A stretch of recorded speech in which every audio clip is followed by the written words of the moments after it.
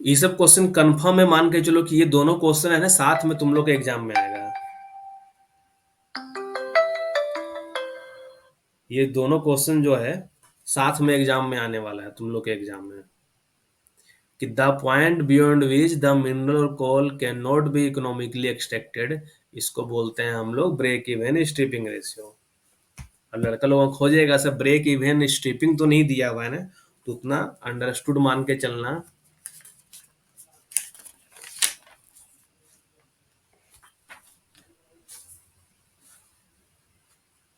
ठीक है। What is the relationship between break even stripping ratio और ऑर्डिनरली स्ट्रिपिंग रेशियो? तो ये हमेशा ध्यान रखना, बी ये सारी हम बहुत बार बोले कि एग्जाम में क्वेश्चन रहेगा ही रहेगा 100%।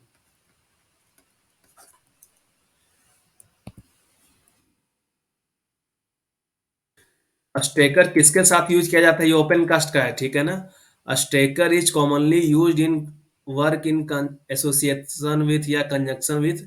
तो स्टेकर जो होता है बकेट व्हील एक्सकेवेटर के साथ यूज किया जाता है। ठीक है। कौन सा मशीन के आने से ड्रिलिंग ब्लास्टिंग जो है एलिमिनेट हो गया है, हट गया है, और साथ में सिलेक्टिव माइनिंग पॉसिबल है? कौन से मशीन के आने के कारण? डोजर के कारण नहीं, सॉवेल के कारण नहीं, ड्रैगलाइन के कारण नहीं, ये जो सरफेस कंटिन्यूअस माइनर आ गया है इसके कारण। ड्रैगलाइन बेंच का 30 मीटर या उससे ज्यादा बेंच हाइट रहेगा तो कौन सा एक्सकेवेटर प्रीफर्ड रहेगा? 30 मीटर या उससे ज्यादा हाइट के लिए वहां पे सॉइल फ्रंट लेवल भूल जाओ, लड़का लोग कंफ्यूजन होगा बकेट व्हील एक्सकेवेटर या ड्रैग लाइन। तो ध्यान रखना बकेट व्हील एक्सकेवेटर का 20 से 30 मीटर वाला है और ड्रैग लाइन का 30 या उससे ज्यादा वाला है। तो ड्रैग लाइन, ये सब क्वेश्चन 100% वाला क्वेश्चन है। एक ये डाटा बेस्ड क्वेश्चन है कि ये ऐसा एक रफली एक आइडिया लेना चाह रहा है कि एक जो 10 क्यूबिक मीटर का रोप सॉवेल है और उसके साथ हम लोग एक 85 टन का डंपर दे दिए हैं, तो एक दिन में कितना क्यूबिक मीटर वो भी हैंडल कर सकता है? ये रफ आइडिया। तो इसका ध्यान रखो, अगर ये सेम क्वेश्चन अगर उठा के दे देता है ना, तो 155 का सी नंबर 4500 क्यूबिक मीटर। क्योंकि ये सब क्वेश्चन सोल्व करने के लिए है ना, बकेट कैपेसिटी दिया हुआ है, बकेट फिल फैक्टर चाहिए होता है, स्वेल फैक्टर चाहिए होता है, साइकिल टाइम चाहिए होता है। ठीक है। इफिशियंसी चाहिए होता है, आवर चाहिए होता है, ये सारा डाटा चाहिए होता है, लेकिन नहीं दिया हुआ है। तो फिर भी ध्यान रख लो कि अगर एक सॉवेल यूज कर रहे हैं 10 क्यूबिक मीटर का, साथ में उसके साथ एक डंपर दे दिए हैं 85 टन का, तो उस जो प्रोडक्शन है ना एक दिन में वो 4500 क्यूबिक मीटर कर सकता है। ड्रैगलाइन साइकिल टाइम कितनी देर में कंप्लीट करता है? तो ड्रैगलाइन का जो साइकिल टाइम है ये 1 मिनट 45 सेकंड, ये तुम लोग ऑलरेडी हम बता चुके हैं, 1 मिनट 45 सेकंड ड्रैगलाइन का साइकिल टाइम होता है। ये सब क्वेश्चन बहुत ही ज्यादा इंपॉर्टेंट क्वेश्चन है। ओपन कास्ट में जो फिलिंग ऑफ वॉइड क्या कहलाता है? ओपन कास्ट में ट्रेंचिंग नहीं, साल्वेजिंग नहीं, ओबी रिमूवल नहीं, रिक्लेमेशन कहलाता है। सभी को पता होगा।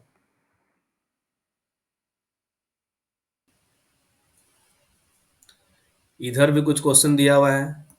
मान लो ये जो 8-10 क्वेश्चन यहाँ बता रहे हैं ना, कम से कम 4 से 5 क्वेश्चन यहाँ से भी रहना चाहिए तुम लोग के एग्जाम में। 4 से 5 क्वेश्चन जरूर रहना चाहिए इस जगह से, पर्टिकुलर अभी जो क्वेश्चन डिस्कस कर रहे हैं। Opening cut in open cast mining, इसको क्या कहते हैं? बॉक्स कट कहते हैं। Effective position of box cut for a deposit, ये तुम लोग को हम यहाँ 3-4 वाला केस बताए हुए हैं, ध्यान रखना जो क्लास में हम बताए हुए हैं। तो 3-4 कंडीशन बताए हुए हैं, इंटरनल एक्सटर्नल, है ना। डीप सीटेड डिपॉजिट रहेगा, अगर डीप में रहेगा तो हम लोग इंटरनल बॉक्स कट, इंटरनल, ठीक है। अगर स्टिपली इंक्लाइंड डिपॉजिट रहेगा, स्टिपली इंक्लाइंड, स्टिपली डिपिंग, तो उस केस में हम लोग एक्सटर्नल बॉक्स कट, दूर से आएंगे कटते काम करते हुए। अब यहाँ पे बोल रहा है क्या कि the effective position of box cut for a deposit, जहां पे ओबी और ओर का रेशियो लिस्ट रहे हैं, OB to ore ratio is least मतलब क्या, एक तरीके से स्ट्रिपिंग रेशियो जहां पे सबसे कम रहे। मतलब ऊपर में क्या दे दिया, वो भी दे दिया है 2/1, 8/1। लिस्ट कौन होगा, 2/1। तो ये कहाँ बोल रहा है इफेक्टिव पोजीशन उस केस में, at the middle of the boundary, 149 का बी नंबर। ठीक है, 149 का बी नंबर। ओवर कास्टिंग, लड़का लोगों को कंफ्यूजन होता है कि सर ओवर कास्टिंग क्या होता है, साइड कास्टिंग क्या होता है। देखो यहाँ पे क्या दिया हुआ है कि ओवर कास्टिंग और साइड कास्टिंग, मतलब यहाँ पे इस बुक के अनुसार दोनों सेम चीज है, कोई डिफरेंस नहीं है। तो कौन सा इक्विपमेंट मोस्ट कॉमनली यूज होता है, क्योंकि एनसीएल में ड्रैगलाइन फेमस है, तो दे सकता है कि ये क्वेश्चन उठा के दे सकता है कि ड्रैगलाइन जो है वो over casting, side casting, internal मतलब क्या बोलते हैं, इंटर बर्डन को हटाने के लिए यूज किया जाता है ड्रैगलाइन। तो ये कुछ क्वेश्चन था ड्रैगलाइन मशीनरी से रिलेटेड, जो बहुत ही इंपॉर्टेंट क्वेश्चन है। Optimum gradient of haul road सभी को पता है, optimum gradient of haul road सभी को पता है, रैम का डायमेंशन सभी को पता है। ऑप्टिमम ग्रेडियंट 5 से 9 डिग्री, होल रोड का ग्रेडियंट 1/16, रैम का ग्रेडियंट 1/10। एक स्ट्रेच में 50 मीटर, सिर्फ क्राउलर माउंटेड मशीन यूज किया जाता है।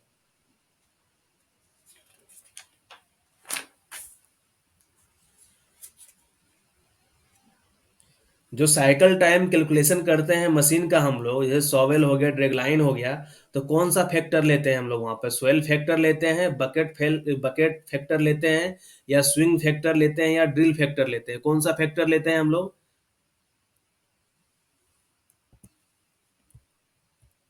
आगे ये क्वेश्चन है, 162 नंबर क्वेश्चन बताओ। 162 number question, cycle time calculation में हम लोग स्विंग फैक्टर लेते हैं। तो ओपन कास्ट से अभी जो भी क्वेश्चन डिस्कस किए हुए हैं ना, क्वेश्चन रहना चाहिए, 5-6 क्वेश्चन तो जरूर रहना चाहिए। क्योंकि क्वेश्चन कहाँ सेट करेगा वो लोग, यही बुक से उठा के क्वेश्चन सॉल्व करेगा बाबू, सोच लो। बाकी तो जो पढ़ाए वो सब देगा ही।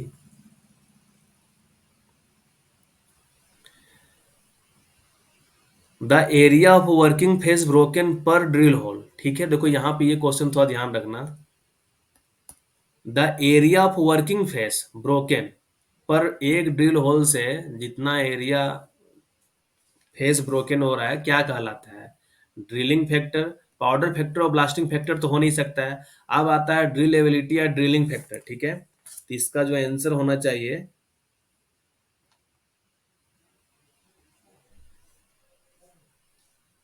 1 minute, the area of working face broken पर ड्रिल होल, ठीक है। एक ड्रिल होल से जितना एरिया ब्रोकन हो रहा है ना, तो ये ब्लास्टिंग फैक्टर, ब्लास्टिंग फैक्टर है, ठीक है। 176 का B, blasting drill, drillability हो जाता है कि कितना इजली है ना वो ड्रिल हो जा रहा है उस रोक में। 176 का ऑप्शन बी है, ब्लास्टिंग फैक्टर, ठीक है। ब्लास्टिंग फैक्टर कोई टर्म होता है, ठीक है। अभी तो यही सोच के रखो ब्लास्टिंग फैक्टर, बाकी ये तुम लोग कल याद दिलाना या क्लास के बाद याद दिलाना, एक बार नेट में थोड़ा सर्च कर लेंगे सबका मीनिंग क्या होता है। ड्रिलिंग फैक्टर ने ड्रिल एबिलिटी तो होता है। कौन सा मेथड है जो कंबाइन, जिसके पास ना रूम एंड पिलर वाला और लोंगवाल दोनों आ जाता है उस मेथड में, तो कौन सा ऐसा मेथड है। Sublevel, wide stall, board and pillar, shortwall. तो ये शॉर्टवाल माइनिंग मेथड है ना, लॉन्गवाल वाला भी फीचर आता है और रूम एंड पिलर वाला भी आता है, ठीक है, रूम एंड पिलर वाला भी आता है। इसका बाकी आंसर वही ब्लास्टिंग फैक्टर ही याद रखो, बाकी कुछ सोचना नहीं है।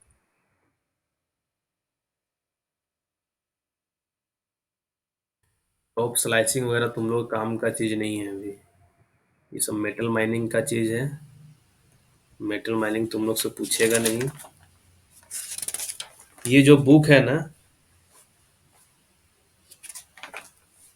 ये एनसी डे का बुक है, ठीक है। तो मेथड से, माइनिंग मेथड से इतना क्वेश्चन बता दिए हैं, काफी है। अब हम लोग आते हैं किस पे, माइनिंग मशीनरी पे बोल रहे हो ना तुम लोग?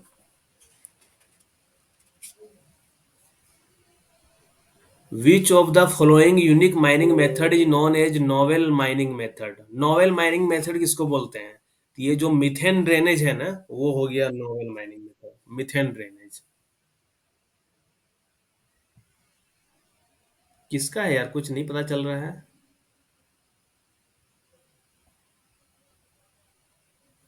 रेज हैंड कौन कर रहे हो, पूछ लो जिसको क्या डाउट आ रहा है।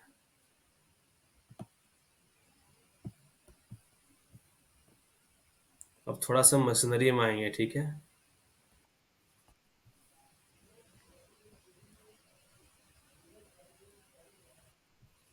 बोलो शुभम। हाँ।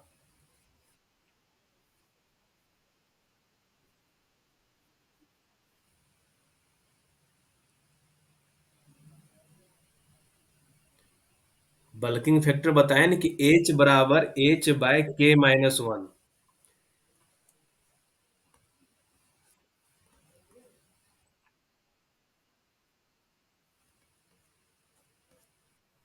एक हो गया माइनिंग हाइट हुआ, जो अपना गैलरी वगैरह का हाइट है ना। और एक हो गया केविंग हाइट, और जो एच है वो हम भी तुमको एक बार देख के बताएंगे। ऐसा विशेष है क्या, लाइव क्लास में विशेष है क्या, उसको पता होगा। क्योंकि ये चीज पटेल सर क्लास में करवाए हुए हैं। एग्जाम में क्या क्वेश्चन आया हुआ था बताओ तो। याद आ रहा है, एग्जाम में क्वेश्चन आया हुआ था ना। अच्छा, क्योंकि अगर एग्जाम का क्वेश्चन रहता तो हम उसके थ्रू सोल्व कर सकते थे क्वेश्चन को। बाकी फॉर्मूला यही है, ठीक है ना। एच केविंग हाइट है, देखो एच जो है ना केविंग हाइट है। एच हो गया सिम थिकनेस हो गया ये। और के हो गया बल्किंग फैक्टर। मतलब मान लो ये गैलरी है, ठीक है ना। तो ये अपना एच हो गया, गैलरी का हाइट सिम थिकनेस तो यही रहेगा जो हम लोग खाए हैं। और क्या है कि मान लो अब हम लोग ये ऊपर वाला रोग जो है, ये मान लो जो भी शेप का है, वैड ये वो जो भी है, ये जब इस स्पेस में फिल कर देगा ना, तो वो केविंग हाइट मतलब पूरा कला गया है यहाँ से लेके ये केविंग हाइट हो गया, ये जो गिरा है। तो इसमें जो फॉल होता है कुछ वॉल्यूम का कैलकुलेशन है। ये डायरेक्ट फॉर्मूला कहीं कहीं लगता है, लेकिन बहुत जगह है कि वो कैलकुलेशन करना पड़ता है। वैसे एज को हम लोग सिम थिकनेस या एक्सट्रैक्टेड हाइट बोलते हैं। एक्सट्रैक्टेड हाइट, एक्सटीआरएस, एक्सट्रैक्टेड हाइट। ठीक है। बाकी एक बार एग्जैक्ट वो क्लास में एक बार देख लेना होगा नोट्स, क्योंकि कैलकुलेशन इसका होता है उसी तरीके से।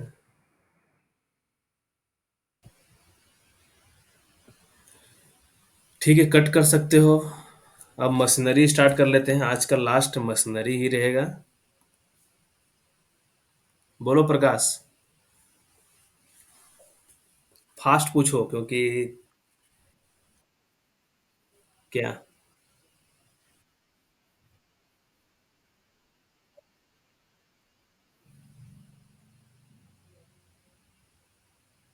देखो साइड कास्टिंग वगैरह क्या होता है, या साइड कास्टिंग मतलब है किसी पे लोड नहीं दे रहा है वो क्या कर रहा है, लाके कहीं लाके, या इंटरनल डंपिंग कर दे रहा है, या बैक फिलिंग कर रहा है, या किसी जगह पे लाके रख दे रहा है। तो हो सकता है कि ड्रैग लाइन वाला एक बार लाके रख दे तो उसको दोबारा हैंडल करने की जरूरत ना पड़े, लेकिन सॉवेल के केस में क्या होगा कि अगर वो साइड कास्ट करता है, मतलब क्या इधर से उठा के इधर रख देगा मान लो, तो हमको दोबारा वो मटेरियल हैंडल करना पड़ जाएगा। तो इसलिए मोस्ट कॉमनली अगर इक्विपमेंट पूछता है कि ओवर कास्टिंग या साइड कास्टिंग के लिए कौन यूज किया जाता है, तो वो ड्रैग लाइन ही होता है। ठीक है। अंकित बोलो जल्दी से। ठीक है, स्टार्ट करते हैं इधर अब।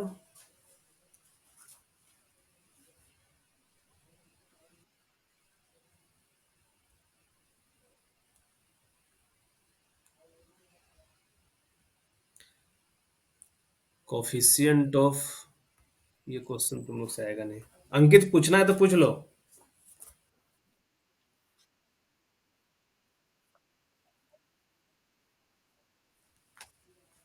सर्कुलर बहुत पुराना है, रेगुलेशन बहुत नया है, ठीक है। तो रेगुलेशन में जो दिया हुआ है ओवर स्पीडिंग, और साथ में एक और दिया हुआ है ना वो ओवर, ना ना अब हट गया है ना वो चीज हट गया, गजट में देखो ना, गजट आ गया 2018 वाला, वो डेप्थ हटा दिया है वो। ठीक, कट कर दो उधर से ही। अब किसी का डाउट अभी नहीं लेंगे, अब क्लास एंड होगा तो डाउट लेंगे, ठीक है।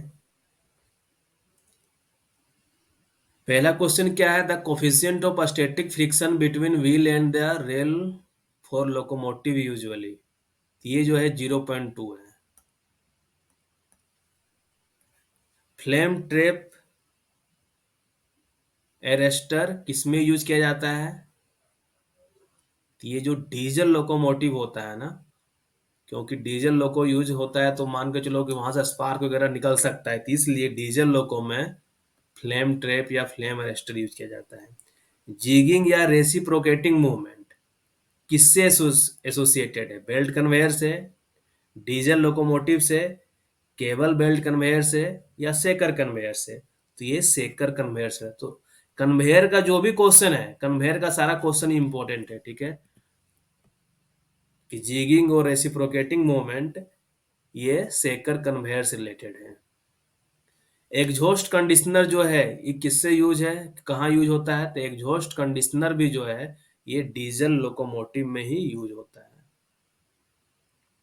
और ये सारा चीज जो भी दिया हुआ है ये सीधा डीजे देशमुख का ही बुक का है, कि जो एग्जॉस्ट ऑफ डीजल लोको होता है, मान लो ये डीजल लोकोमोटिव का एग्जॉस्ट वाला है, तो ये एटमॉस्फेयर में डिस्चार्ज होने से पहले है ना, इसमें मिनिमम क्वांटिटी ऑफ कुछ हम लोग फ्रेश एयर मिलाते हैं।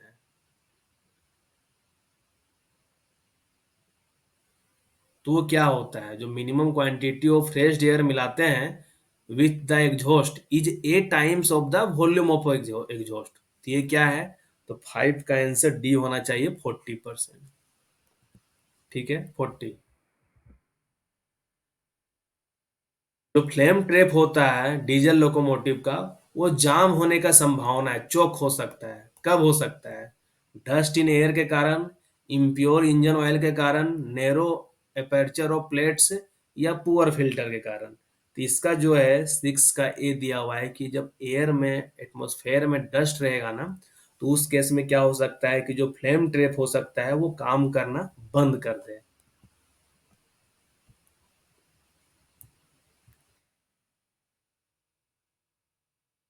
ये सुपर एलिवेशन का क्वेश्चन सभी को आना चाहिए, एग्जाम के लिए बहुत इंपॉर्टेंट क्वेश्चन है। A V square by G R super elevation का ये होता है। ए क्या हो गया, ट्रैक का गेज हो गया। रेडियस वेलोसिटी क्या दिया हुआ है, 2 मीटर पर सेकेंड दिया हुआ है। कर्वेचर क्या दिया हुआ है, ये 9.8 हो गया, कर्वेचर 2 दिया हुआ है। ए भी का स्क्वायर, भी कितना दिया हुआ है, 2 का स्क्वायर कर दो, ये जो भी आंसर आएगा तुम लोग का ये ट्रैक गेज का मतलब सुपर एलिवेशन का आंसर आ जाएगा। लूप टेकअप जो अरेंजमेंट होता है वो टोटल कन्वेयर लेंथ का कितना पोर्शन होता है, the approximate length of conveyor of loop take up portion of A belt conveyor is 8% of the total conveyor length. जो टोटल कन्वेयर होता है, जो लूप टेकअप वाला पोर्शन होता है, ये क्या होता है, यहाँ भी पुल्ली यहाँ भी पुल्ली रहता है, ये 1% होता है। 15 का बी 1%, ठीक है। रेसिप्रोकेटिंग और जिगिंग मूवमेंट क्या होता है, मतलब ये अभी था ना कि सेकर कन्वेयर में रेसिप्रोकेटिंग और जिगिंग मूवमेंट होता है। तो रेसिप्रोकेटिंग मतलब जानते ही हम लोग कि टू एंड फ्रो, आगे पीछे ऐसा जाएगा। तो रेसिप्रोकेटिंग और जिगिंग मूवमेंट में क्या होता है, ये बहुत ही इंपॉर्टेंट क्वेश्चन। ये जब हम बेल्ट कन्वेयर तुम लोग को बताए हुए हैं ईएमटी वाले में, तब वहां पे भी ये चीज को डिस्कस किए हुए थे। तो slow forward and quick backward stroke है ये, slow forward and quick backward stroke है रेसिप्रोकेटिंग मूवमेंट और जिगिंग मूवमेंट। बहुत ही इंपॉर्टेंट क्वेश्चन है ये। Friction wheels with differential gear ये किस में यूज किया जाता है? Friction with wheel with differential gear, ये यूज किया जाता है केबल बेल्ट कन्वेयर में। केबल बेल्ट कन्वेयर में।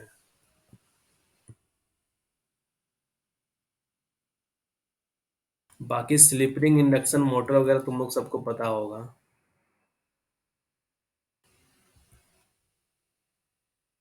हाँ, बैटरी को जब चार्जिंग करते हैं ना तो कौन सा गैस रिलीज होता है? मान लो जो लोकोमोटिव यूज होता है जो बैटरी से चलता है, तो बैटरी को चार्जिंग करने से हाइड्रोजन गैस रिलीज होता है, इस चीज को ध्यान रखना।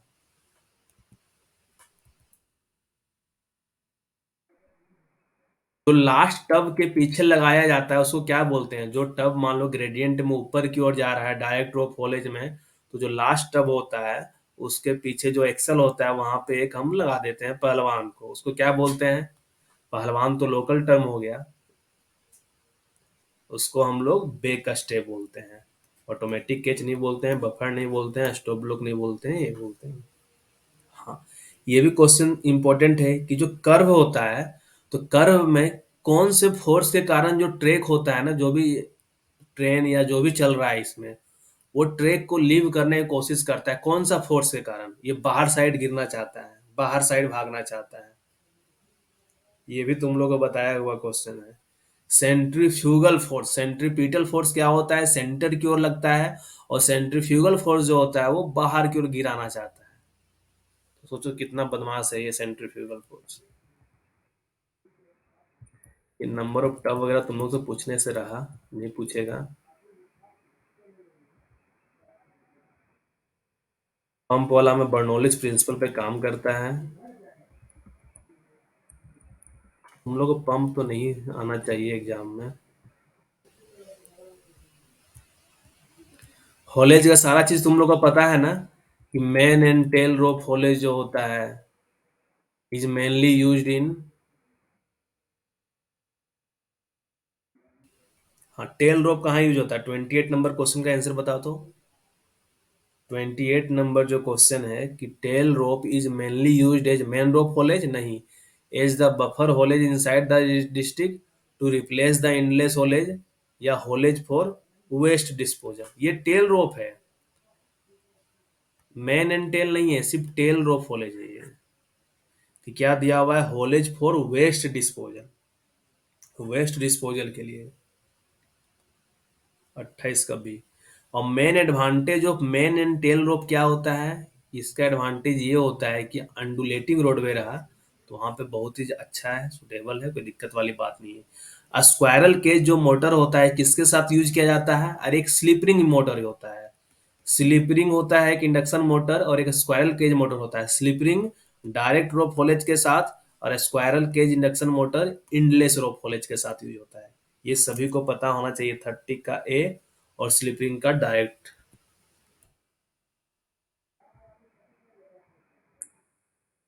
ओवर टाइप जो रोप होता है, अब है कि टब को ओवर टाइप रोप से जोड़ना है। इंडलेस का ही एक टाइप है, ये टब हो गया, ये ऊपर से रोप जाएगा, ये जोड़ना है। तो यहाँ पे हम लोग कौन सा यूज करेंगे? हम लोग यहाँ पे ये जो लेसिंग चेन होता है ना वो हम लोग यूज करते हैं, lacing chain.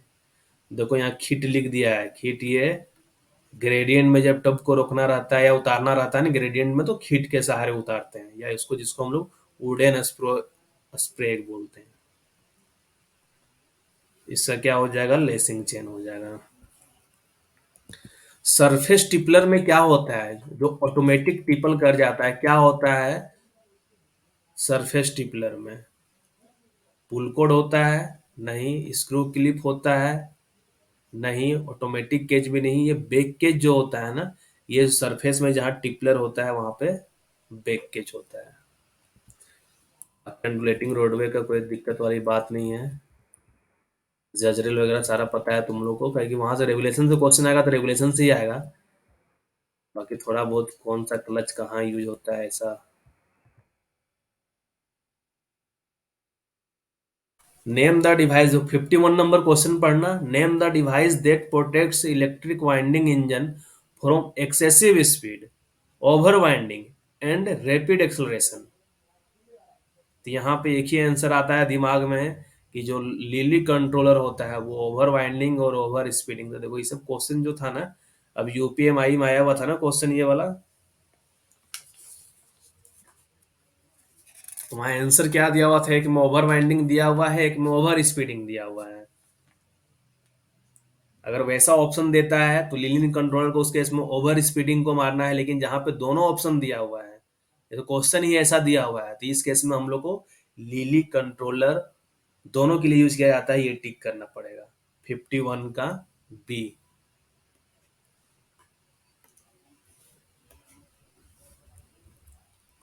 Name the method of speed control of large winders usually of above 800 kilowatt, तो इसका आंसर दिया हुआ है वार्ड लियोनार्ड मेथड जो होता है वो यूज किया जाता है, सभी को पता है।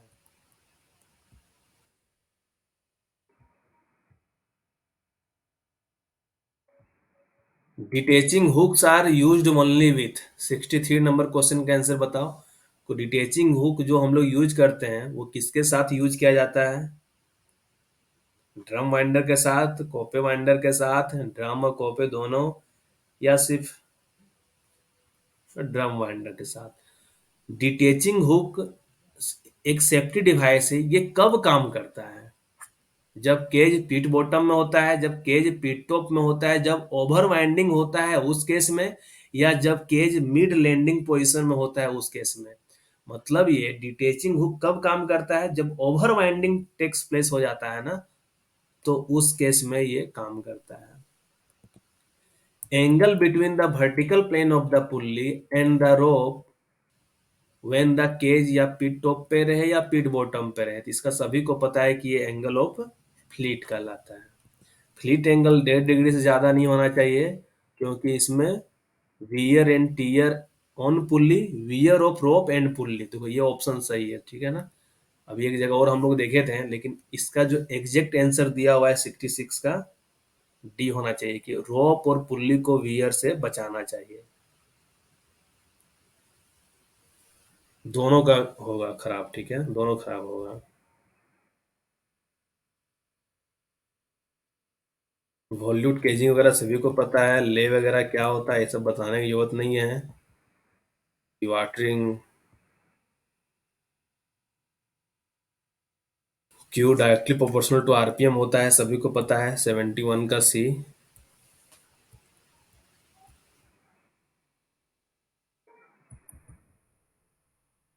हम लोग जो बेल्ट का होता है ट्रफ से कैसे मान लीजिए बेल्ट पूरा फ्लैट है, लेकिन बेल्ट बेल्ट को हल्का सा मोड़ना रहा, फोल्ड करना रहा, तो हम लोग क्या लगाते हैं? बेल्ट को हम लोग हल्का सा है ना, दोनों साइड से उठाना रहा, तो क्या करते हैं? Idler set.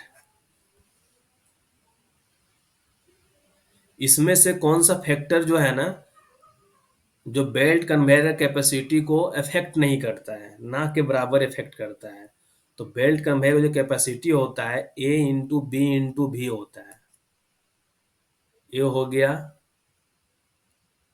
Cross sectional area होता है बेल्ट का, बी हो गया बेल्ट का विड्थ हो गया, नहीं, या बल्किंग डेंसिटी हो गया बी, और भी हो गया वेलोसिटी स्पीड। तो यहाँ पे क्या है कि विच of the factor is not significantly affecting, तो ये डिजाइन ऑफ सूट जो है ना, ये इफेक्ट नहीं करता है। ये क्वेश्चन देखो कि ratio of load carried by the conveyor during its normal running prior period with respect to the capacity at its nominal speed. मतलब रेशियो ऑफ लोड, मतलब कन्वेयर जब लोड कर रहा है, लेके जा रहा है, कब? एक बार नॉर्मल रनिंग, और जब एट इट्स नॉमिनल स्पीड। इस रेशियो क्या बोलते हैं हम लोग? इस रेशियो को हम लोग बोलते हैं एवरेज लोडिंग फैक्टर, ठीक है। बेल्ट फैक्टर नहीं, पावर फैक्टर नहीं, स्वेलिंग फैक्टर नहीं, एवरेज लोडिंग फैक्टर बोलते हैं।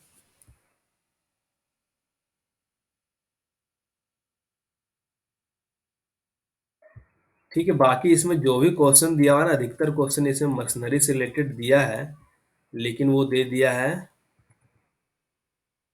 अंडरग्राउंड का दिया हुआ है, ओपन कास्ट का क्वेश्चन इसमें नहीं दिया हुआ था। ठीक है, कुछ-कुछ इम्पोर्टेंट चीज़ तुम लोग कवर कर दिए हैं और एक बार तुम लोग क्या करना, ये जो बुक का माइन मैनेजमेंट लेजिस्लेशन सेफ्टी वाला जो क्वेश्चन है ना, जो इसमें दिया हुआ है चैप्टर, ये चैप्टर को उठाना, पूरा सोल्व कर देना। जो पुराना क्वेश्चन है उसका आंसर तुम लोग नया के अनुसार टिक करना, क्योंकि बहुत सारा इसमें क्वेश्चन तुमको पुराना मिल जाएगा। तो नया के अनुसार टिक करना, उसको कर देना। इसका लेजिस्लेशन में कम से कम 200 क्वेश्चन होगा, ये सोल्व कर लेना।